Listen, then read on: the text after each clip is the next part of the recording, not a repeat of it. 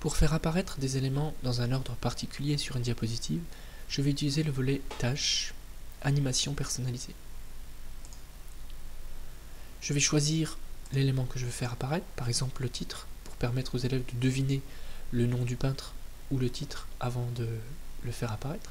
Donc je clique sur la boîte texte, je fais Ajouter.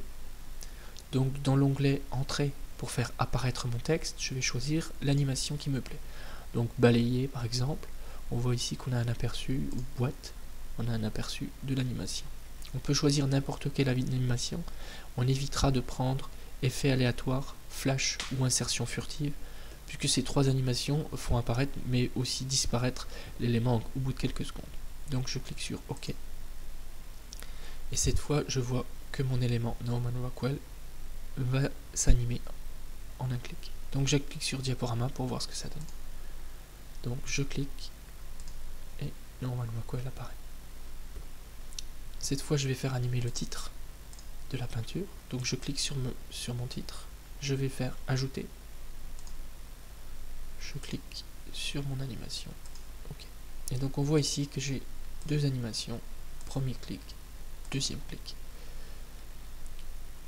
On peut cette fois animer ces deux éléments là. Alors je vais choisir de animer les deux en même temps. Pour les sélectionner les deux, je fais un clic, je glisse pour bien couvrir les deux. Et on voit que j'ai sélectionné les deux. Je fais Ajouter. Je choisis une animation et elle apparaît ici. On voit ici qu'il n'y a pas de petit logo souris. Ça indique en fait que elle va apparaître, l'image bitmap va apparaître en même temps que le texte. What do you know about him? Donc ici nous aurons en 3 clics, premier clic le titre, le nom du peintre, deuxième clic le titre et troisième clic les deux éléments en même temps. Donc on va regarder ce que ça donne, diaporama.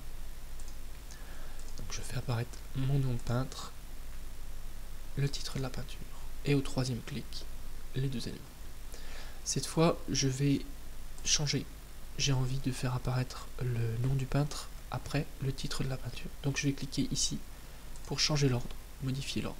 Et on voit ici le portrait, ensuite le titre, et le titre, ensuite le nom du peintre. On va regarder ce que ça donne.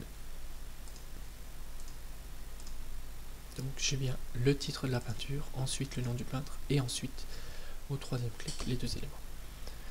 Donc il y a d'autres options ici.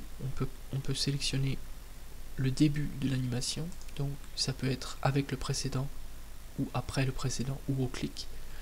Ça permet de régler pour que les animations apparaissent en même temps ou les unes après les autres, après quelques secondes, etc. La direction, ça ne sert à rien.